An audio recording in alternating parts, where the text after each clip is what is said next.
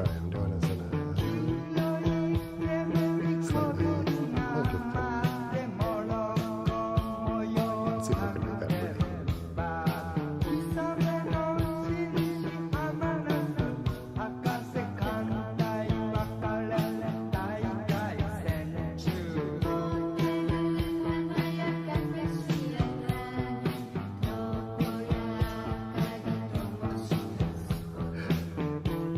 Okay. So, as usual, let me know if the sound is alright, the music's too loud, or too quiet. Welcome back to In the Bleed Live. We are delving into the movie Howl of the Wolf tonight.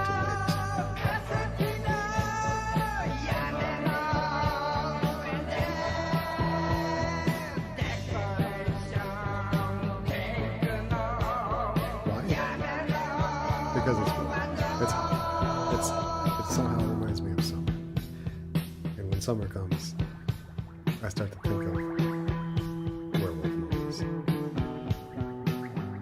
not sure why. I don't even know what the impetus of that is. But that's the way it goes. And this movie is one of my favorite movies. Even though it's called Howl of the Wolf, it's not actually a werewolf movie. But I did first watch it thinking that it was or would be. However, it is Mental Health Awareness Month, and this movie definitely deals with some mental health and the awareness thereof. So, I figured we should just dive right into this Ingmar Bergman classic, starring Max von Sydow, however. And Max. In Swedish, this movie was called Baltrum. I'm sure I'm totally mispronouncing that.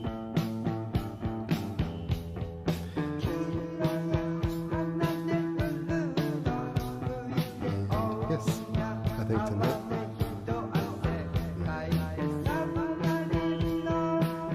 our usual audience is missing because a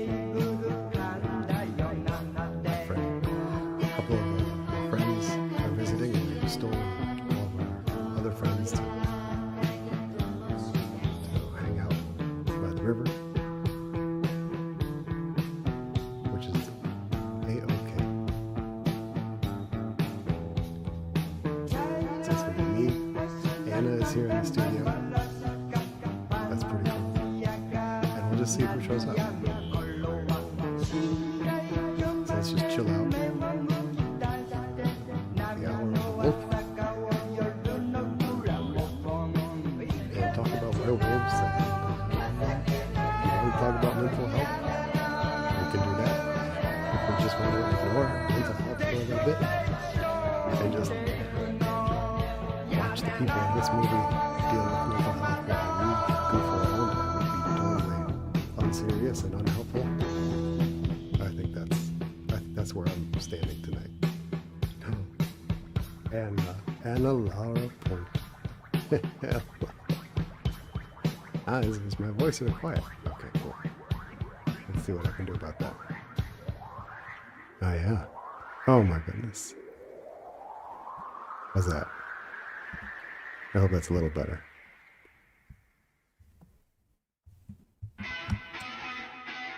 Ooh. Look at that. Hold on 1 second.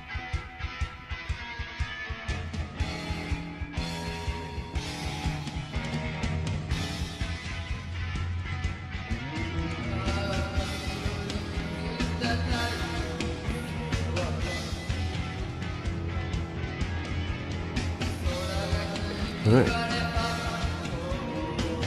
There we go.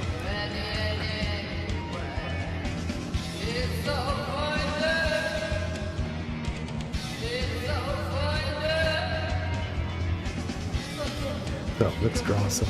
Oh, thank you. Let's draw some weird stuff on this awesome movie. I think first we need a transition.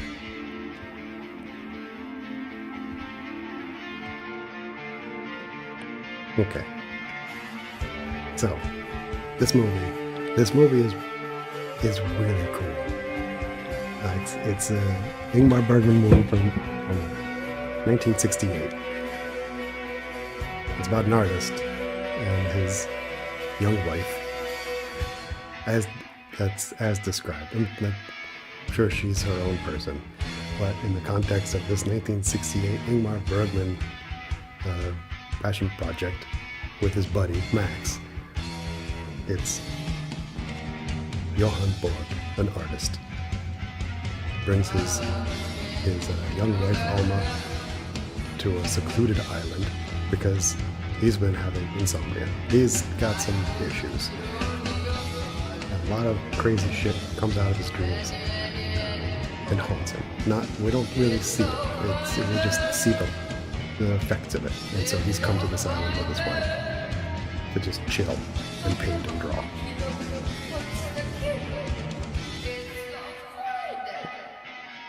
As we see here.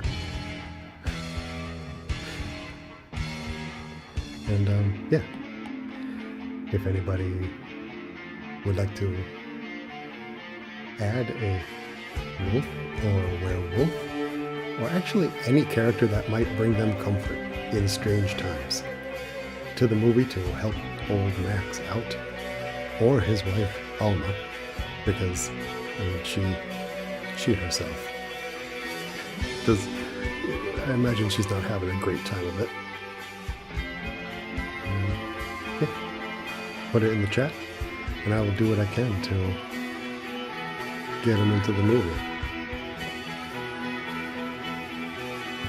Let's see. What? I'm just trying to think. Who do I want to put in here first? I think they need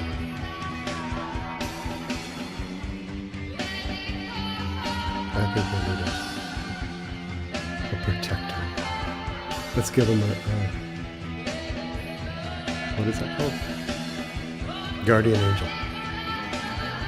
A guardian wolf child.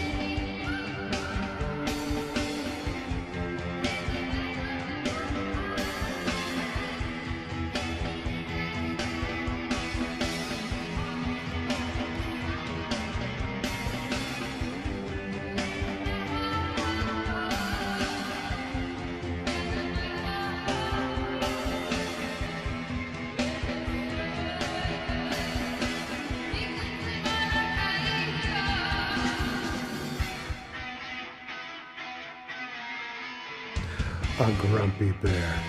Yes. Grumpy bear of the Care Bears. Good one.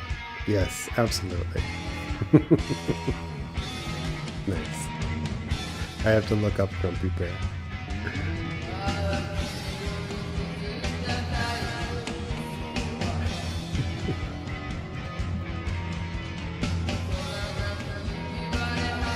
There he is. Oh, he is so grumpy.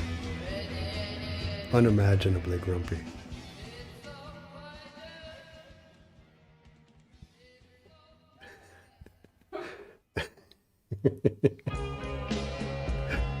He's perfect.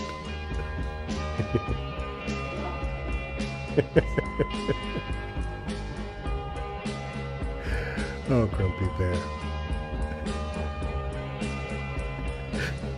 Welcome to Ingmar Bergman, Grumpy Bear. I feel like Grumpy Bear has probably seen his fair share of Ingmar Bergman movies.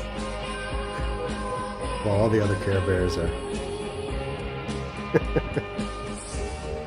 All the other Care Bears are giving their Care Bear stare and shooting rainbows across the fields. Grumpy Bear is back at home. I'm gonna watch a movie.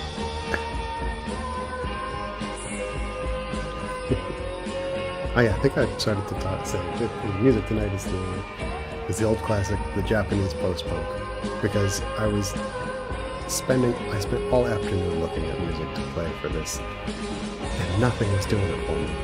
I just wanted something comfortable and cool. And then I realized I was looking for something like this.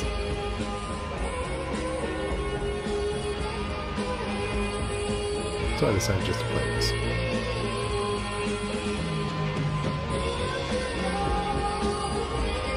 I'm going to turn it just a little bit.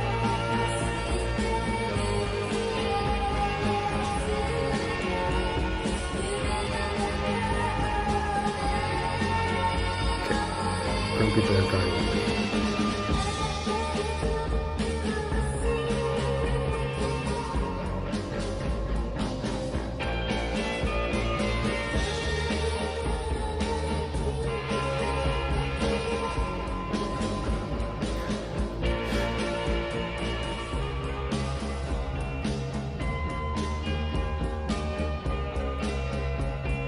Why was Grumpy Bear so grumpy?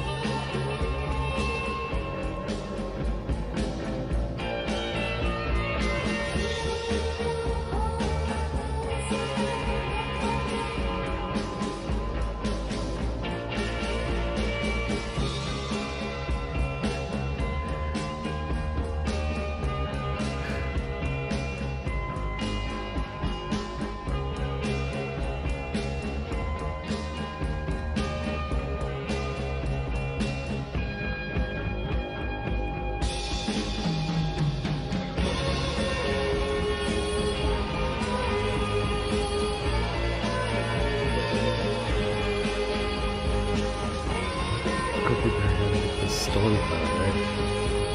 I have to look at the picture real quick. Grumpy Bear has a storm cloud on his little belly, but it really hurts. I love that. Does Grumpy Bear not understand how badass that is? Cool.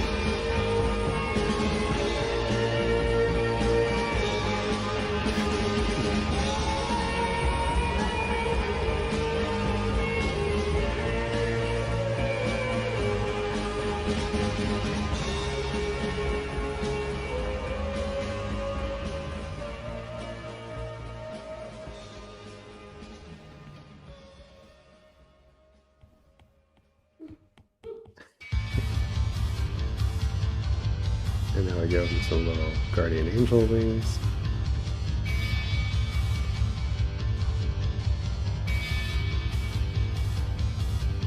Of course, I don't know, like this, now this kind of suggests that Grumpy Bear's dead. Grumpy Bear died. And now he's forced to be a guardian angel for other grumpy fools who need to take their young wife to a secluded island so they can have a mental breakdown while their wife watches and gets scared. It's just It's perfect. Sophia, you're here. Thank you very much. Hello.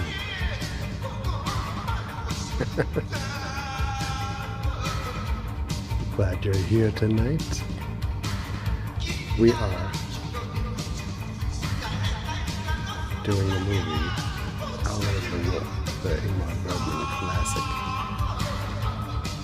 Since it's Mental Health Awareness Month, I figured this is a pretty good movie for it. Also, it's called Hour of the Wolf, which is a pretty cool title. And I originally thought it was a werewolf movie when I first heard of it. And I thought, oh my goodness, Ingmar Bergman made a werewolf movie. I have to see that. It's not a werewolf movie at all. But it is stressful and crazy and creepy. But I figured we'll let the movie be gloomy and weird and serious about mental health. We will have fun while we traipse through their villain. Not making fun of mental health, but having as good a time as we can while we watch others suffer, so we can forget our own suffering for a little while.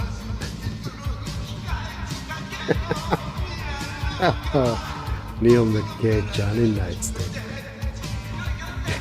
I could try to draw a plot into this flick. Oh no, love my voice. Okay, let me raise that a little. I'll put me up a little. And music down a little. There we go. Cool, thank you.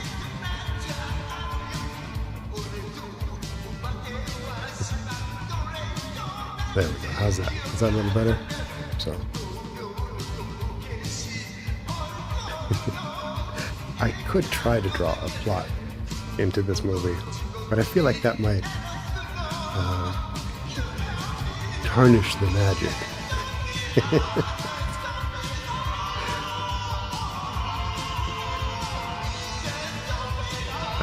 I always wish there were more werewolves in it. Or actually, just any wolves. There's no wolves in this movie called Hour of the Wolf. Ah, thank you. Good. Okay. So, we have Grumpy Bear watching over good old Max and Alma as they arrive on the island.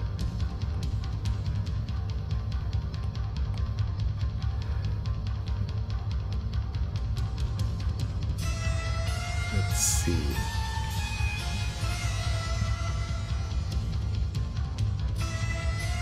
Oh yeah. And for anyone just joining the show, if you think of anyone that you want to see in the movie to help our young lovers along in their quest for a little mental peace, by all means let me know. You can't be too weird or too mundane. I'll do what I can to get him in there. I think Ingmar Bergman would approve.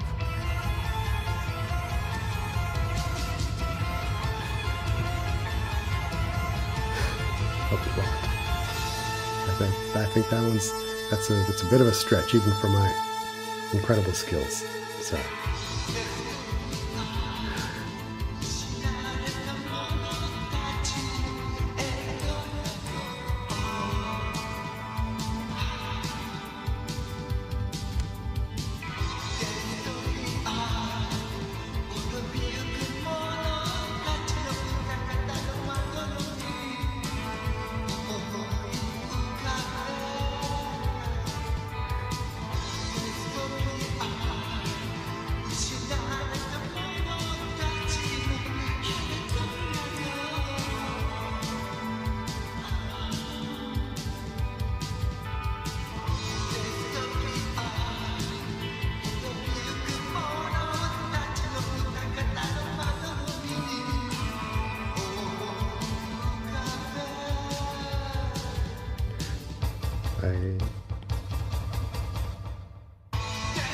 hate what I just started to do.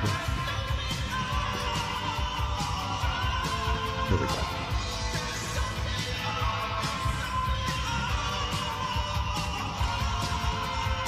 Okay, cool. Okay, let me fix that. I got some old Japanese punks screaming into the mic. Here we go. I just turned me up a little. I'll turn them down a little. There we go. I hope that's okay. I was doing something or other. And I had to change the levels of everything recently. And I haven't changed them back yet. I guess I can move this mic around a little bit too, huh?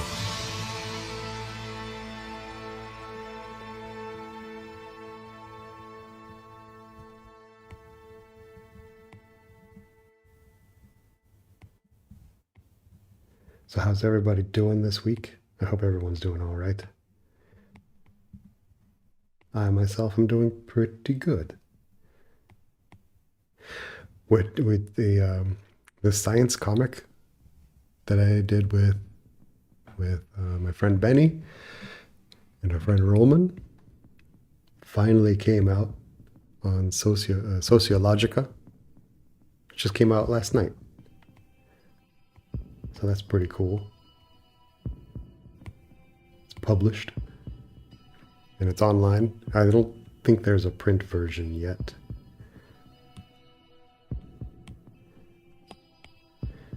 I gotta say, it looks pretty tight. So if anybody's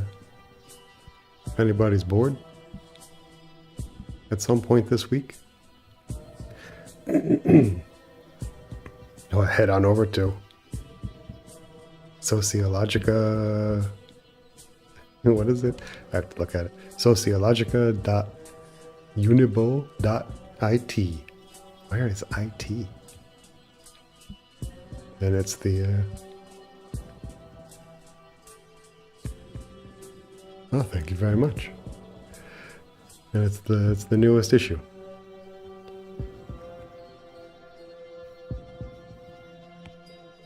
Okay, let me draw a guardian wolf angel real quick.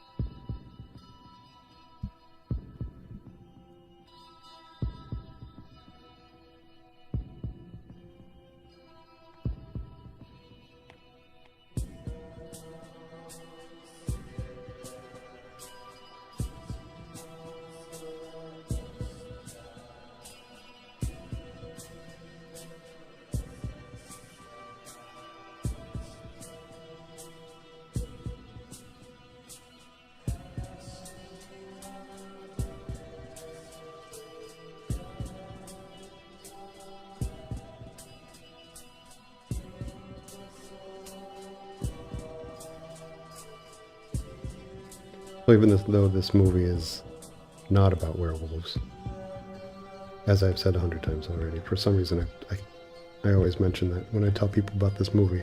I think because I was so flabbergasted. Because that there's no wolves. It's not a werewolf movie. And I think the thing is, I love werewolf movies.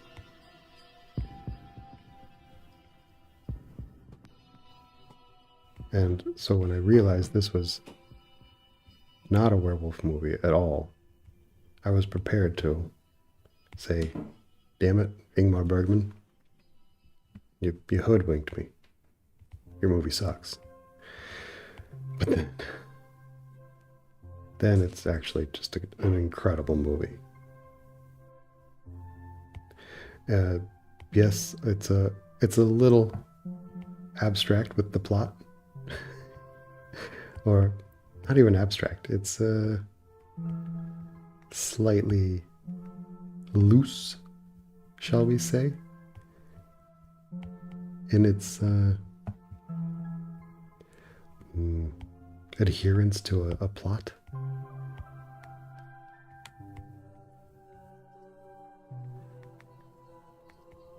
But I feel like that's part of its charm.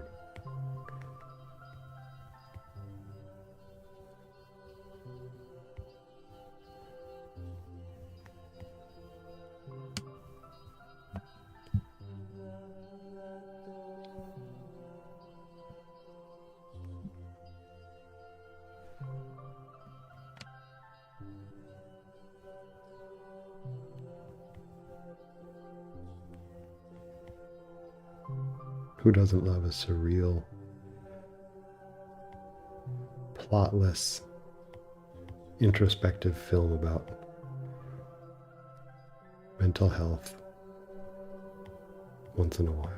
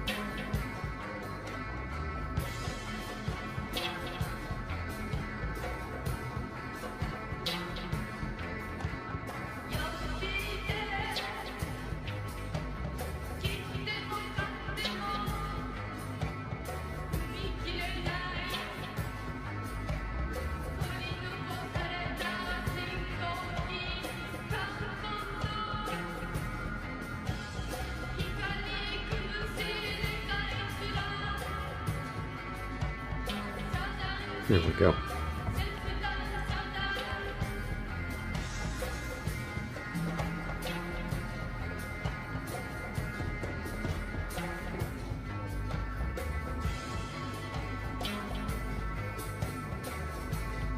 That should help them along a bit.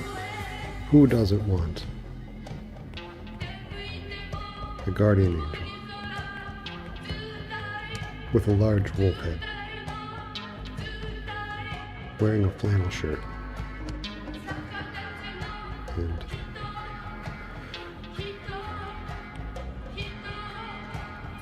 dry tree branches for wings on one side, helping you through the sea of life.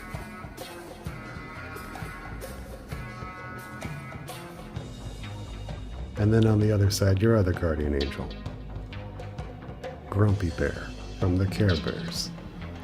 I feel like it's pretty natural.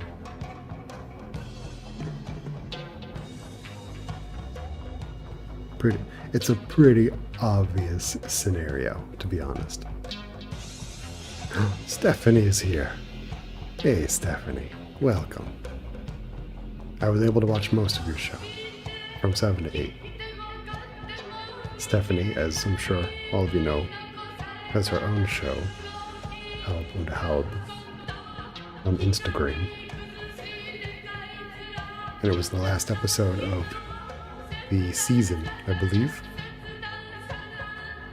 So congratulations on a whole season of your show, Stephanie. It's really cool.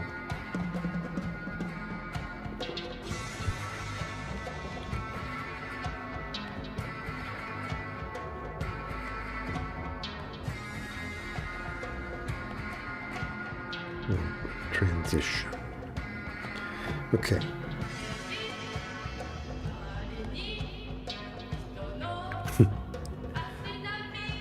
So here we have young Alma, who in the movie has come into the atelier, the work room, of her husband, the artist, who is suffering from insomnia and all sorts of stress.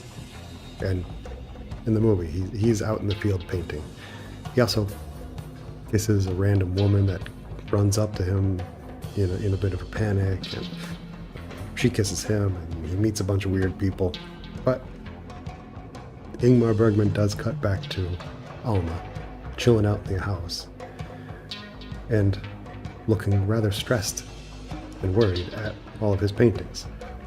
However, his paintings look pretty normal. So, I figured maybe we could touch up the paintings a bit. Give her something to worry about.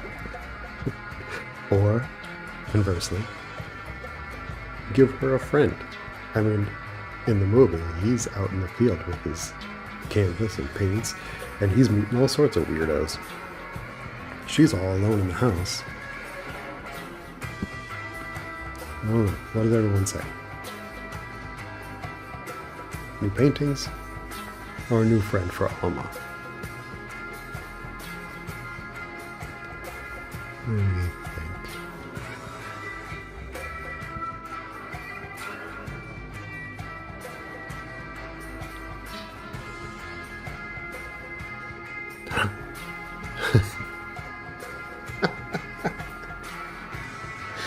Ah, Neil. I love you. Yes. I believe we're doing both. Replace her arm with a turkey leg or a giant cigar. For you, Neil, I'm doing both.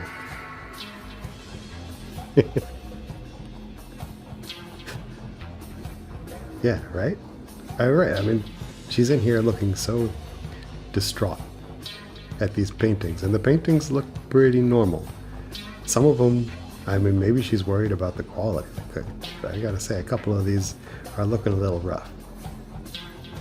And I hope no one goes back and looks at a few of the previous live shows and points a finger at me and says, well, I mean, you're going to judge Max von Sydow when you drew Mila Angelica Houston Jovovich. I'm going to say, yeah, I'm judging the heck out of it. I don't give a shit. It's my show. I do what I want. Anyway, I definitely think she would be more stressed about having a cigar for one arm and a giant turkey leg for the other.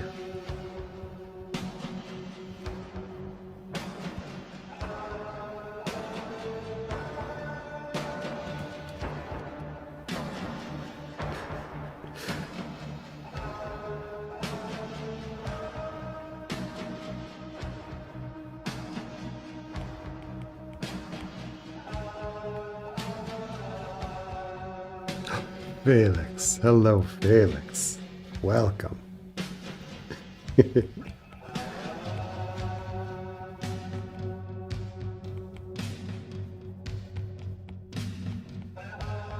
Just in time. We just started. Or, oh my god, it's been 40 minutes already. We're doing Hour of the Wolf. The amazing Ingmar Bergman non-werewolf movie.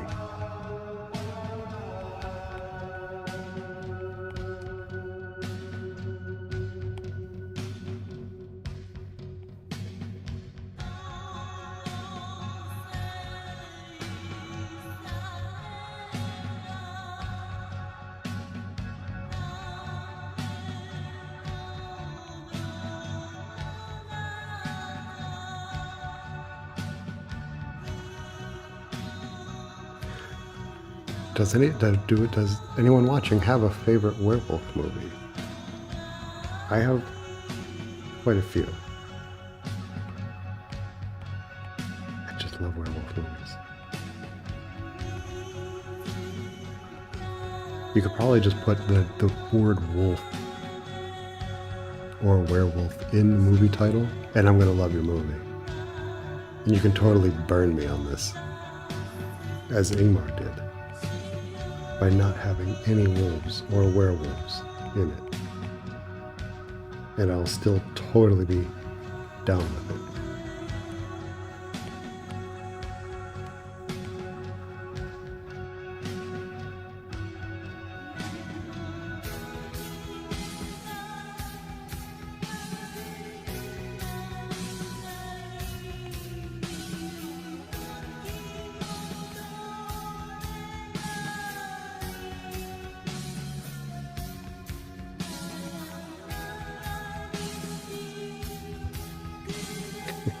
I believe the painting should be replaced with childishly drawn pictures of wolves.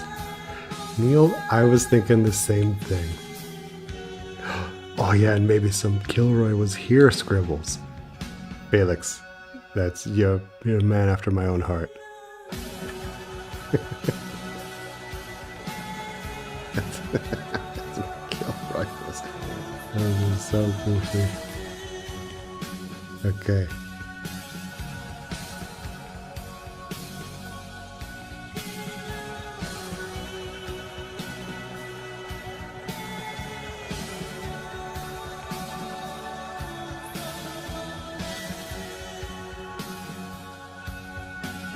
Okay, one mutated turkey leg or an arm.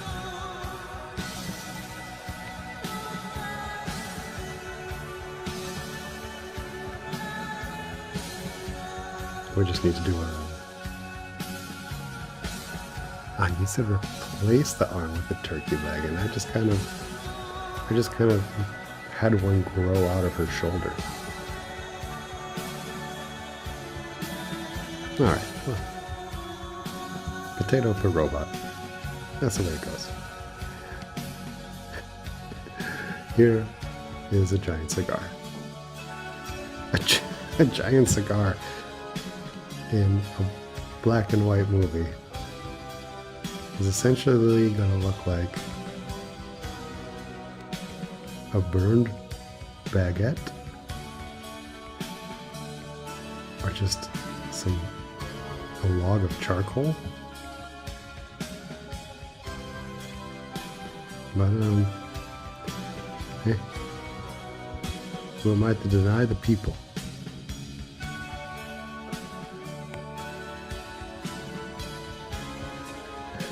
Here we go. Alright, we absolutely need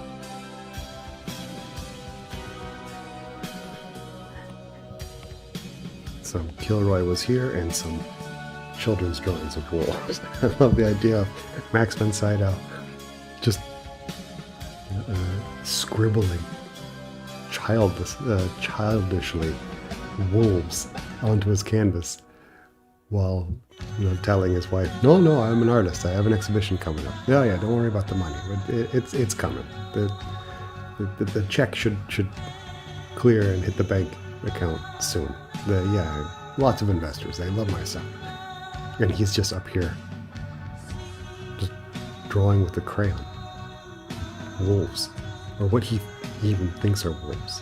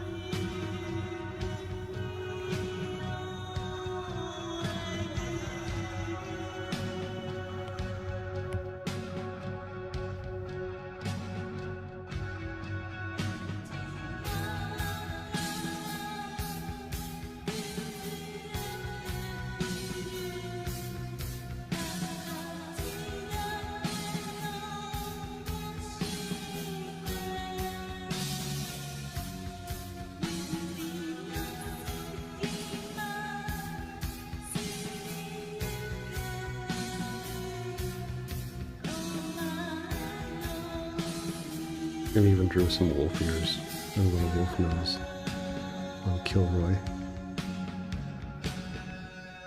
Which actually made him a little more like a pig.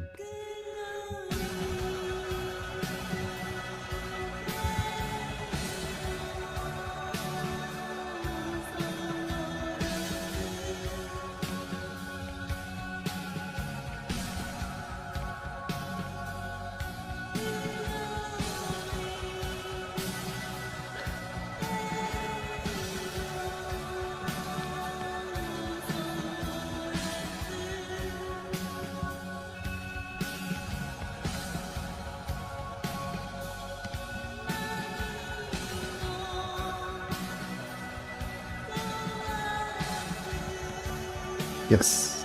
Sorry, I missed that. I got caught up in Kilroy. Was here.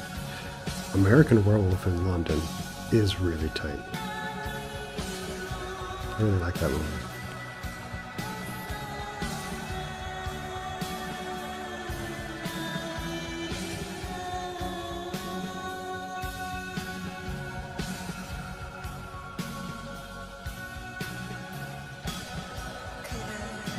And Felix can attest to the greatness of American Werewolf in Paris, which I only saw the beginning of, and I believe I saw the end.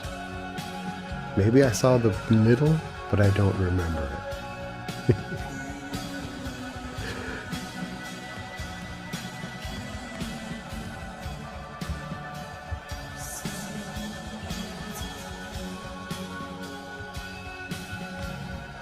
Bad Moon is so good. Muriel Hemingway and Chris Sarandon? I believe it's Chris Sarandon, yes.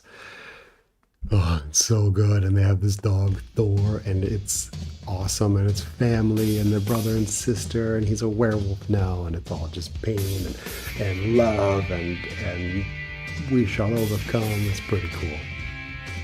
Then Wolfen is a great movie. It's so cool with Gregory Hines and Brian Cox. No, not Brian Cox. Albert Finney and Edward James Olmos. Oh, so many good wolf movies and werewolf movies.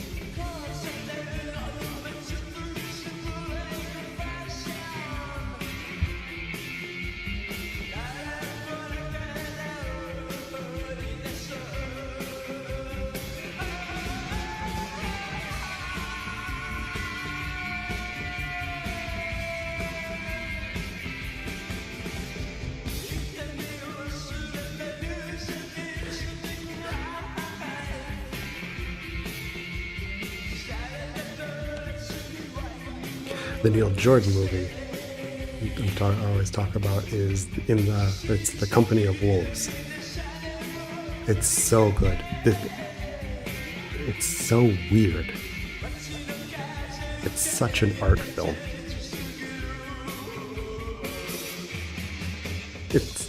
It's so, that movie is so arty and borderline pretentious.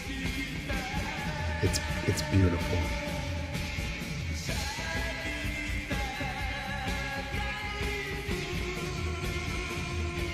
And it's essentially a retelling of Little Red Riding Hood. But he takes this relatively simple fairy tale and seems to break it up into a million tiny pieces.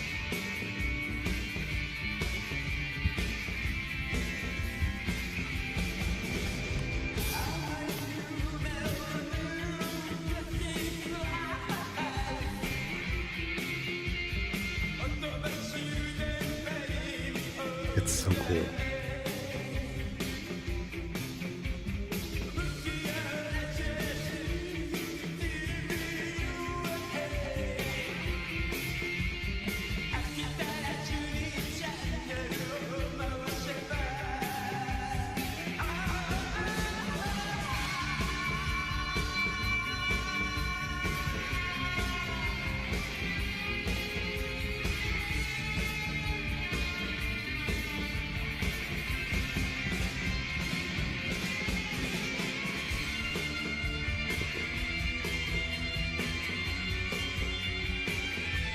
There's a really cool dinner scene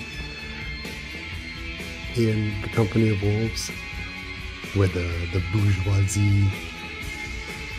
I mean, there's subtlety is not the name of the game in Neil Jordan's Company of Wolves, because you got the bourgeoisie all dressed very Victorian, and they're having a dinner or like a brunch, and you know they get more and more greedy over the food and slowly start to turn into animals and then wolves.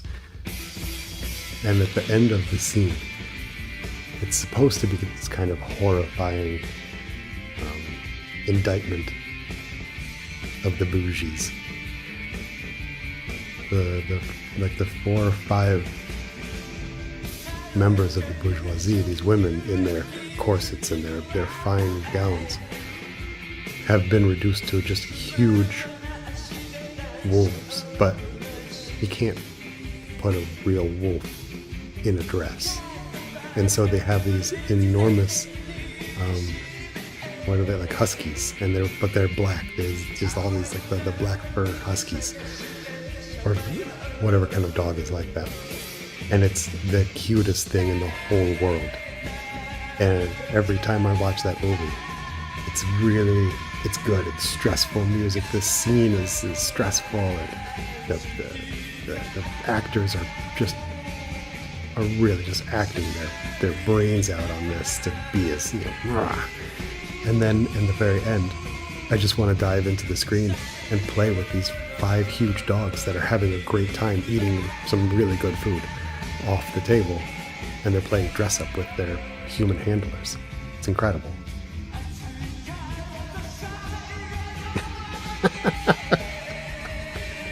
Well, that you had to add them. I mean, Teen Wolf. Yeah, I mean, you did. I just assumed it need not be said. Teen Wolf is A+ work. Teen Wolf.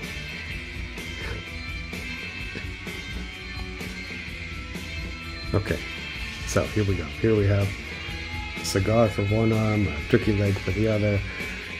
We see the artwork is not exactly what Max has told his wife Alma the collectors are looking for,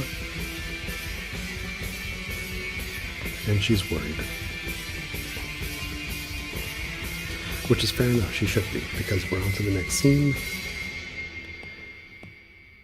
And in this particular scene, Max has just killed a bully.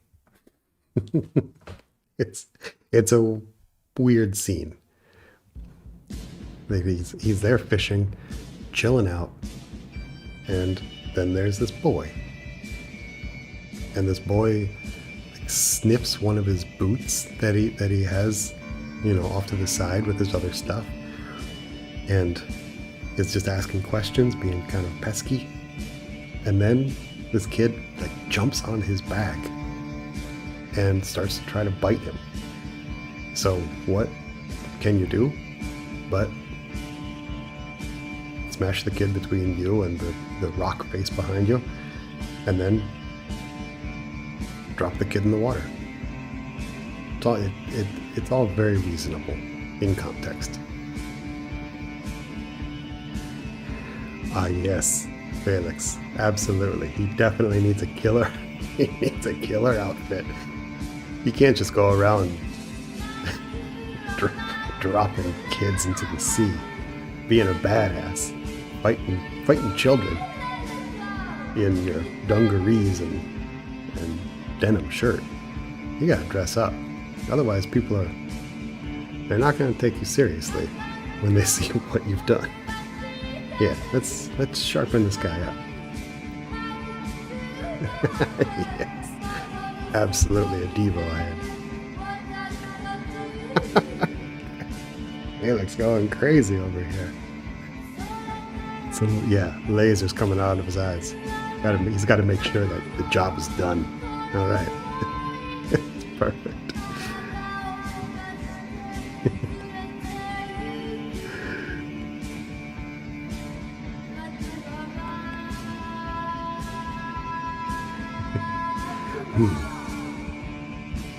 What kind of Devo head? Like the Devo had so many good costumes. There's the classic flower pot hat, but then there's the Devo head with like the plastic hair and the pure American dad face.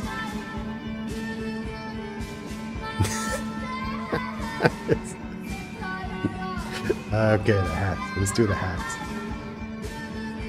If you ask me, the kid sounds like a bit of a teen wolf. He was indeed a bit of a teen wolf, if you catch my drift.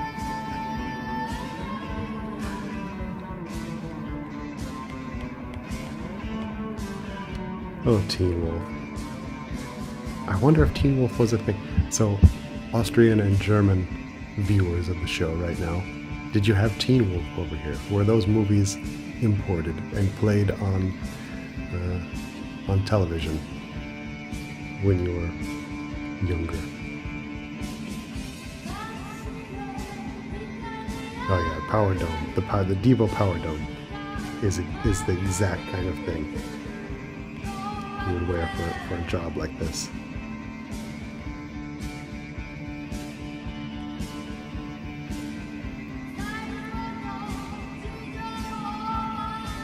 So when I was young, Teen Wolf came out, and it's awesome. I hear about it, but this was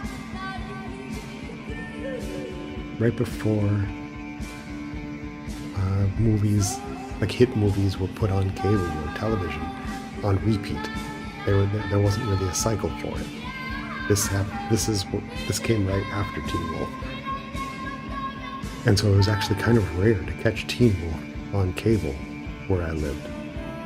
However, Teen Wolf 2, starring Jason Bateman, that came right after the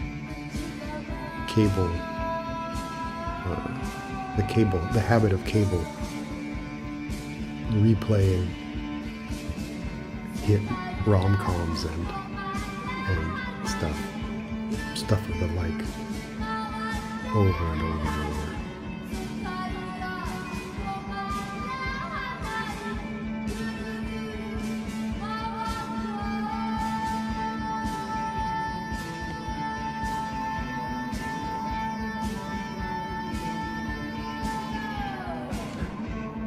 I gotta say, I think I made the dome a bit big, and now it looks like a birthday cake.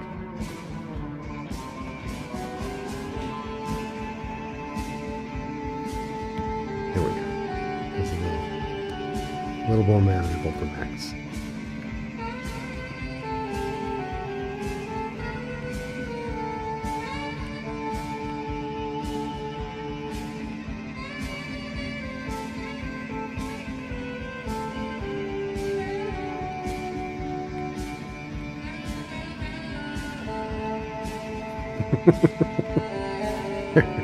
Fair enough, Felix. That's no teen wolf here. Only had real wolves.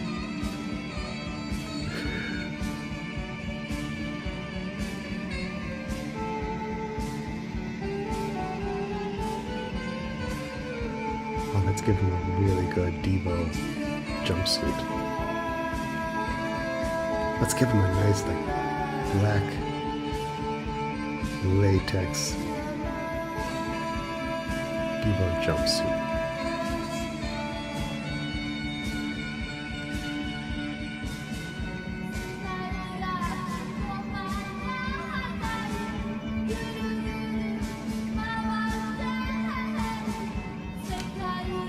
That's a good outfit for getting jobs like this done.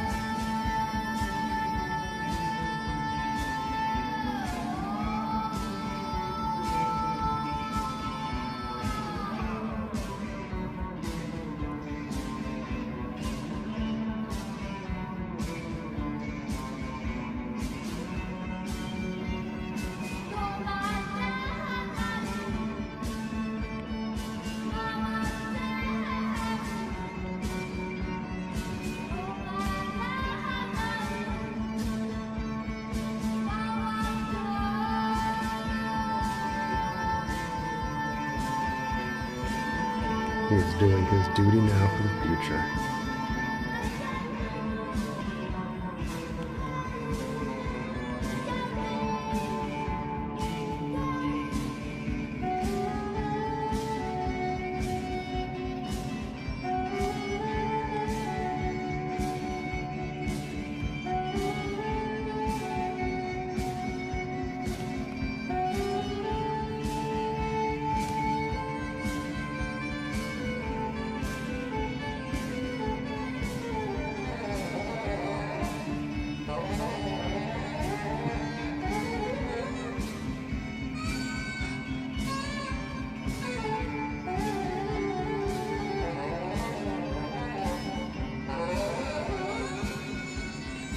I'm sorry, Anna, did I see blood red sky?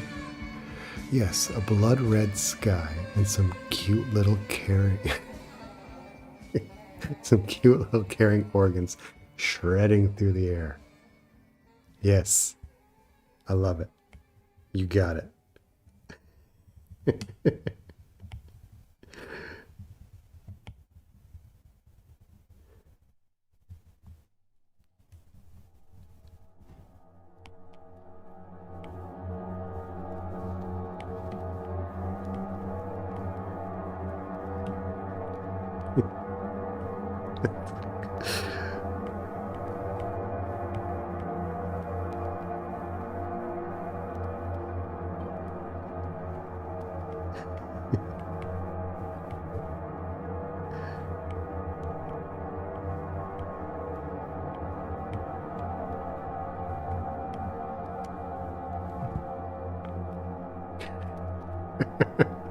Sorry, Neil. I didn't mean to get mouthy about Teen Wolf 2.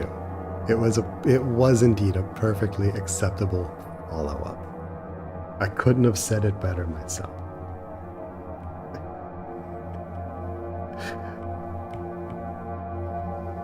Teen Wolf 2. You tried so hard. Or you at least tried.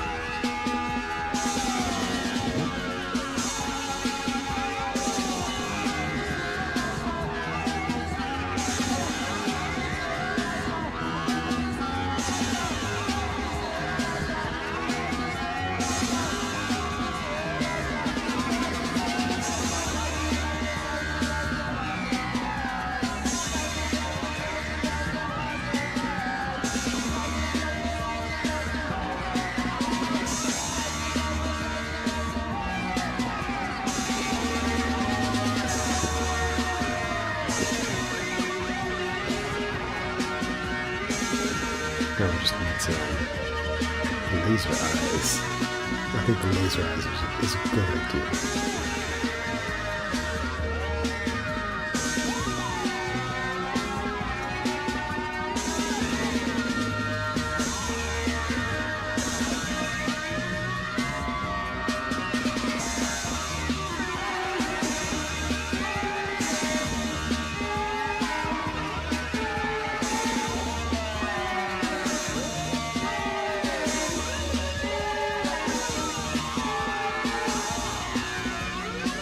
Oh, Ouija boy, what have you done? Good job. So, Neil, did you ever see Benicio del Toro's Wolfman? That was all right. I guess. What a movie that is.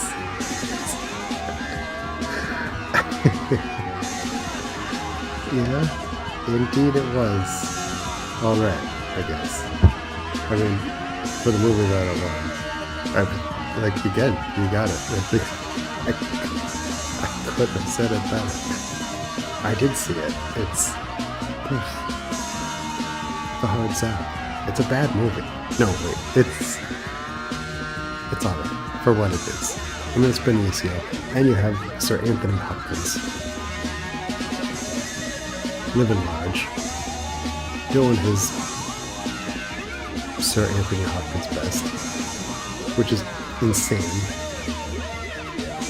Alright, hold on a second. I need to make some red sky here.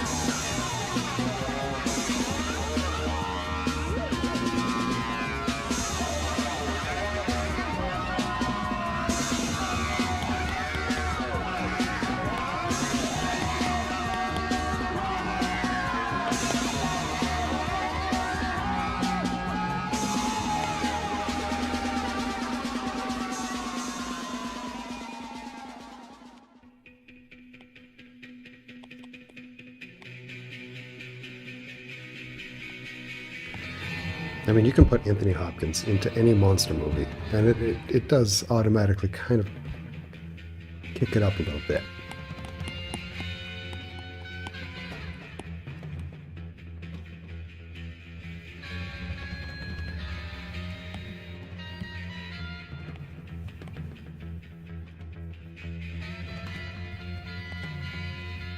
I mean, can you imagine Dracula without Anthony Hopkins being a total madman as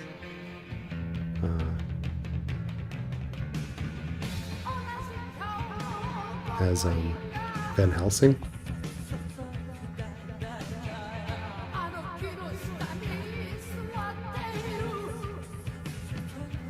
Oh, speaking of werewolves, there was a werewolf in the movie Van Helsing. That was a hard watch. I saw that in the movie theater. I saw a lot of movies in the movie theater. A lot of movies that I kind of wish I had seen at home, so I could drink or assist the movie with substances after I had already started watching. And Van Helsing is one of them.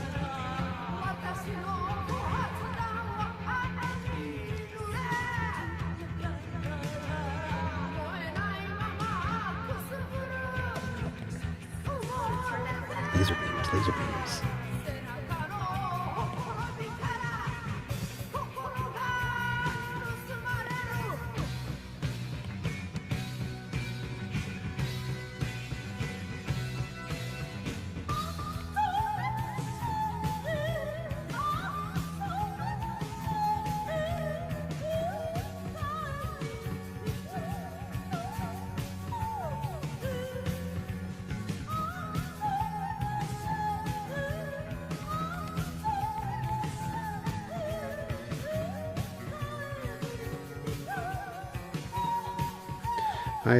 Felix, I hope you don't mind. You're a scientist, so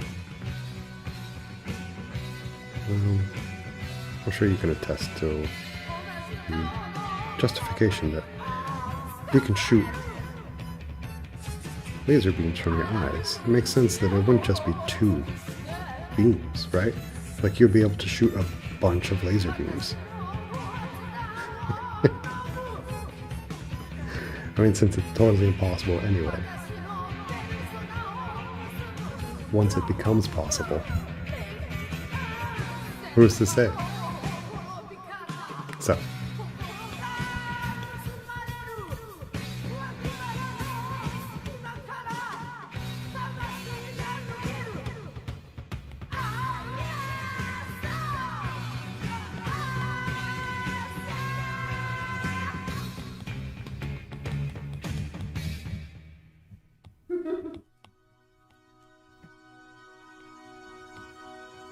There we go.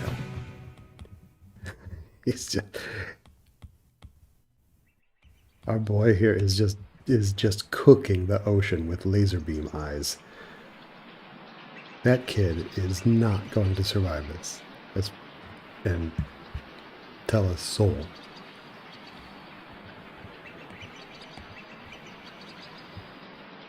Which, I mean, good for Max. As many as possible, you got it.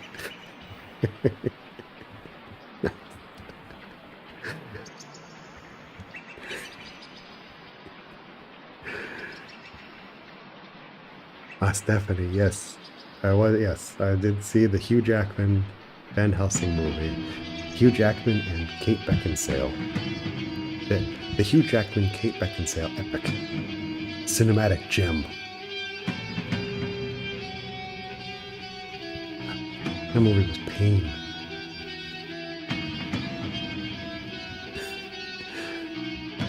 But it is true. It was Hugh Jackman. Doing his best. I mean, not for lack of trying. Like, he really tried to make it cool.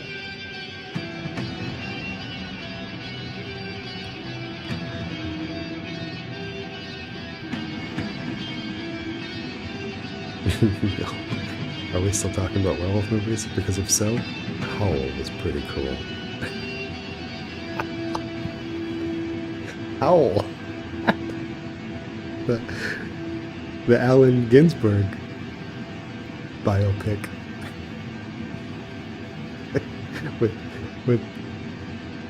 with James. I didn't do anything wrong with women because it wasn't proven in court and we settled outside of court. Franco playing old Allen Ginsberg. Unless there's a werewolf movie called Howl that I missed outside of the Allen Ginsberg werewolf biopic.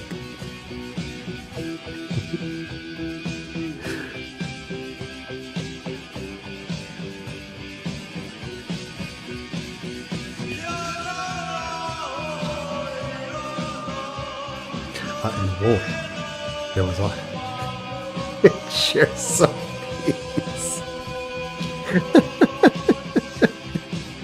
Indeed, it does indeed. Then there's also Wolf. Just the most, I don't know. What would all of you consider Wolf, the Jack Nicholson, Michelle Pfeiffer werewolf movie? This movie is kind of an embarrassment. I feel it's such a midlife crisis of filmmaking. The UK indie movie. That sounds familiar. I have to check it. I wonder if I saw that. Now that you say UK indie movie, werewolf movie called Howl, that sounds vaguely familiar.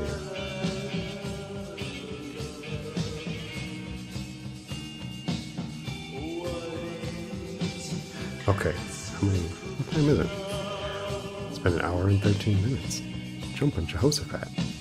Okay. I would love to put in some crazy organs shredding through the air. But there's a few more frames that I think we should get to. So, maybe I will call this one good. And I will draw you some kick-ass organs shredding through a blood-red sky after the show. Yeah, no. I promise.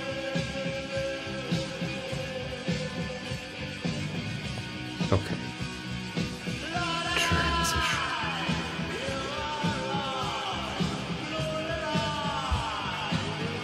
And so here we have old Max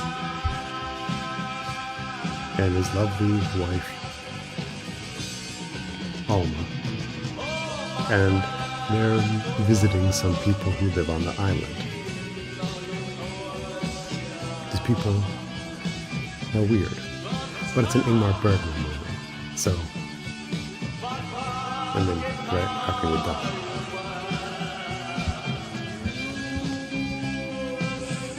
Anywho's it.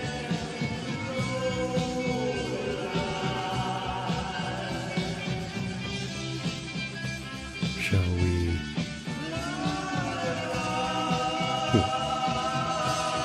Not sure. There's this scene. Oh, you know what? Let's skip this scene. This scene is cool. But maybe we can have a little more. No. Neil, you did it. You saved it. You saved this scene just as I was about to give up on it. This is why I love this show and why I love my audience. I was about to just be like, I was about to dip out of here. But then Groucho Marx glasses on everyone.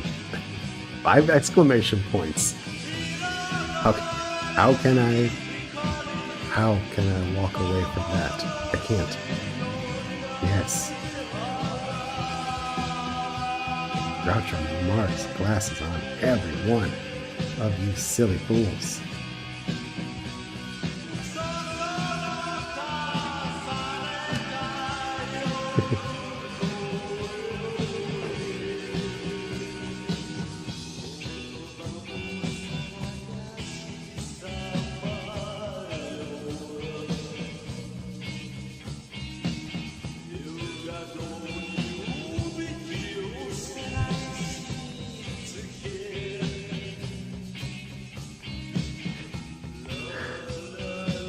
Then there was the original Wolfman.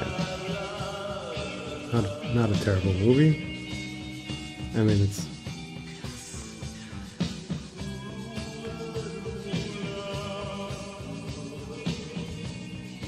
Lon Chaney Jr.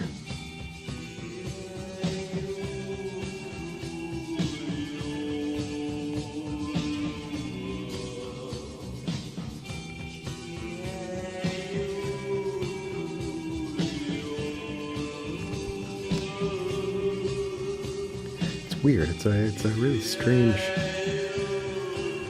comparison. Oh, could someone be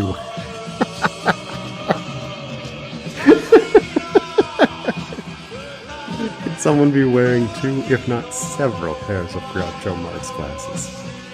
Neil, absolutely. I'm like an open book to you. You know exactly what I want, what I need. What I like.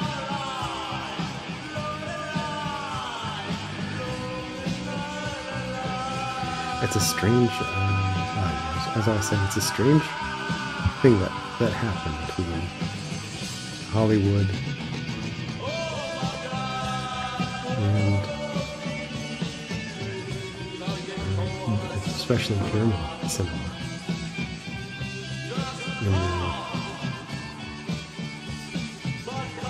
In the 20s and 30s, resulting in very different things. Like Lon Chaney Jr. had like the monster movies that got campy before there was even a word for it. And so, I don't know what you call it. Not moralistic. It was like a watery moralistic view on everything. Whereas take the origins of these kind of horror movies with, like the German movies such as Der Golem and Cabinet of Dr. Caligari and things like that. I believe The Man Who Laughs is also German, or is that Hollywood? Anyway, where the morals are not subtle, and there's so much expressionism in everything, and that really continued up until there was a bit of a reallocation of funds and ethics for the movie making system in Germany. And the US, in Hollywood, really veered off and decided to take a different path and do these really kind of I feel like they're even more absurd in how realistic they tried to make them, the little thing. And movies of the like. They're so fun, they're so cool. I just feel like there's such a divergence when at one point both systems were kind of beating each other.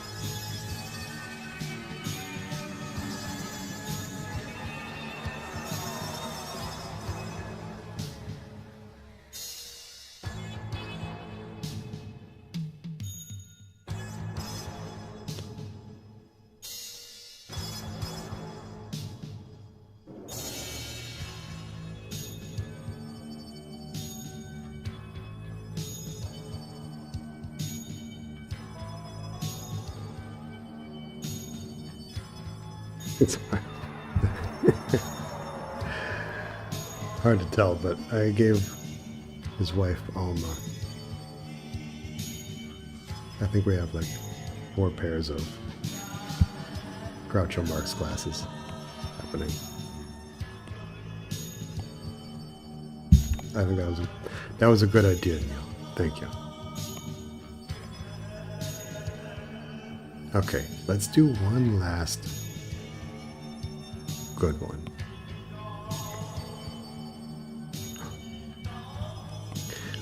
Oh, you know what?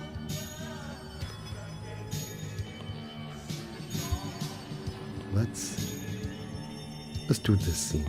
I really this is the climax, or almost the climax. And it's awesome.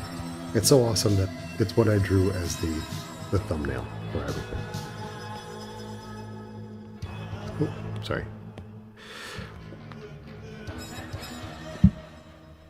What are we looking at here? What's okay.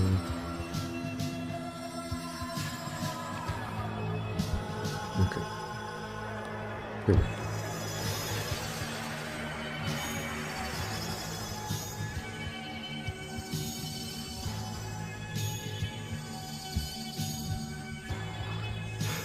Who shall we put in the scene with our lovely broken Max?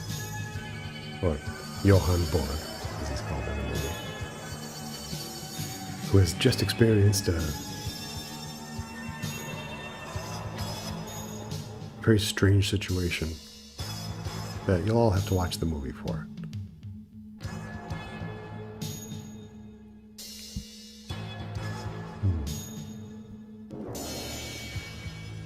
Like, she's chilling. She's alright with the whole thing.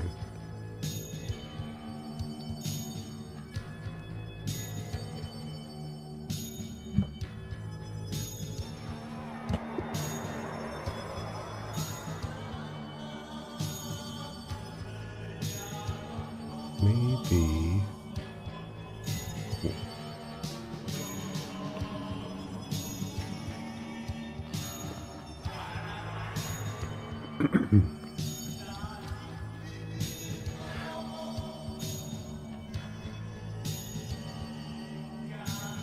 No.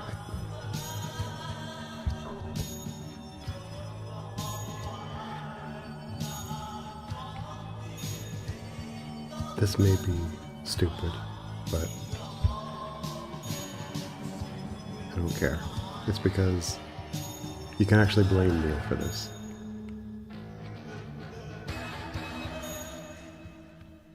Because Neil has sent me the ultimate director's cut of the movie Legend. And I haven't watched the whole thing through yet, but I have skipped through it just to see the differences. And it's so much cooler than the original. Or not the original, the theatrical version. And there's so much more of a build-up to Darkness, played by Tim Curry. Just makes him so much more imposing. So I'm gonna draw that because it's awesome. It has nothing to do with werewolves or Ingmar or even mental health, to be honest. But what the hell?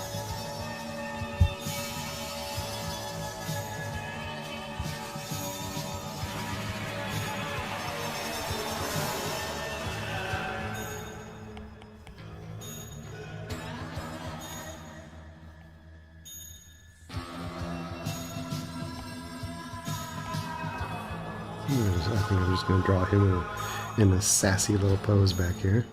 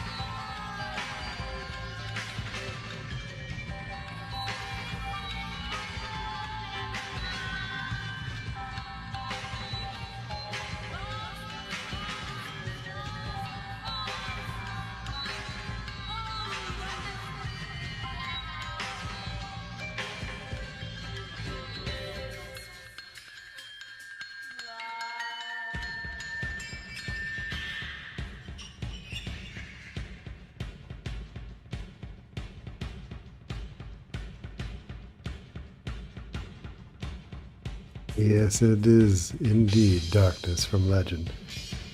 I was just telling the viewers that even though he has nothing to do with werewolves or this movie or anything, this is the last drawing of the night, and because you sent me the Ultimate Director's Cut, I haven't watched the entire thing all the way through, but I have skipped through it, and it's so cool.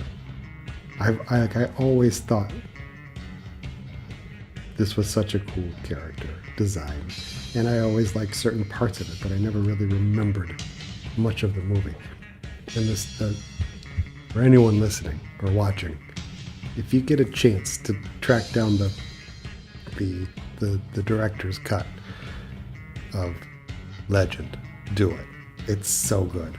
And so I'm really just drawing darkness because it's just stuck in my head.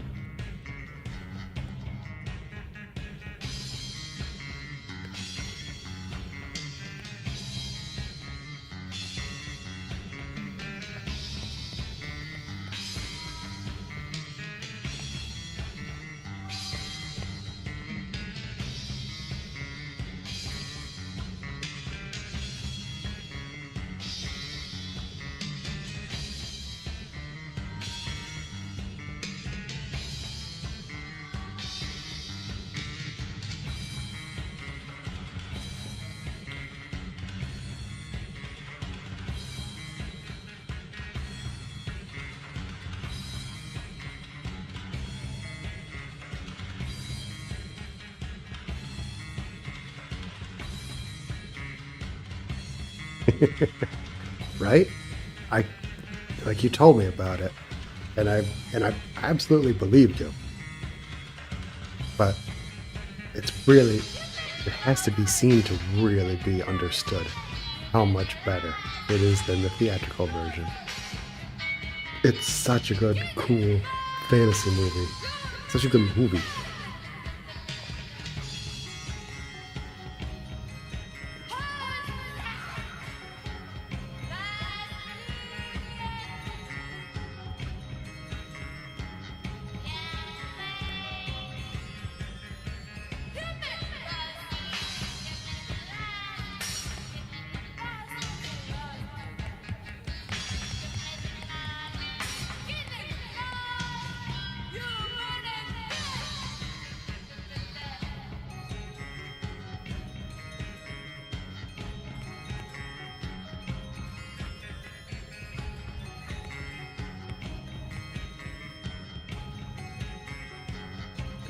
All right.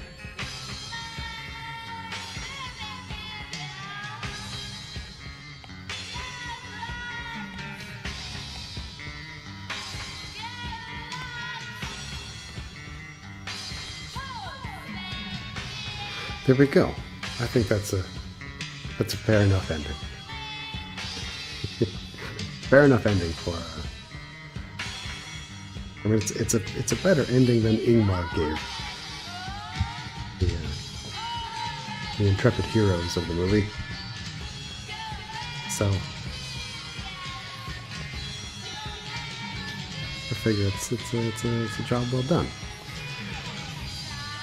And there we go. That closes out Mental Health Awareness Month. Ding dang it. With a werewolf movie with no werewolves. It's art. Everything's art. So, yeah. To that end, thank you very much. Let me put you on the title screen here. Transition to the title. Thank you very much for joining me. I really appreciate all the help that everyone gave. Let's take a look. Okay, before we go, let's take a look at the horrors that we wrought.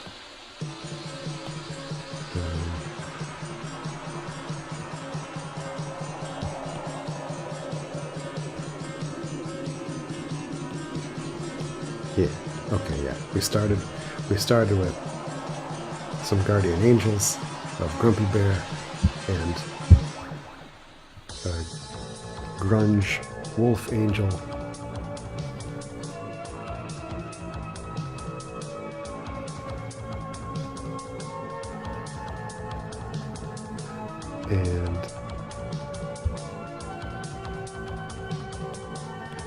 yeah, then we gave Alma something to actually worry about. Turkey leg, cigar arm, wolf drawings. Then we made a really cool post-punk album cover.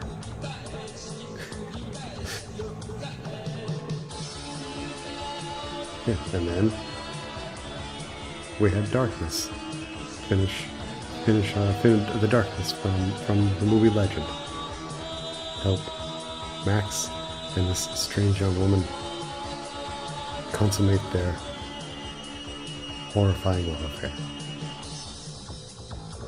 And there we go. That's tonight's show. Thank you very much for joining me. I hope you're all doing well. I hope you're healthy and happy and safe. And if you're not one or two of those things, then I hope you get that way soon. I love all of you, and I'll see you next week. Next week is Pride Month, International Pride Month, I believe. I hope I'm not just making that up. So we're going to have some really fun movies to get into then. So until then, have a good week. Mwah.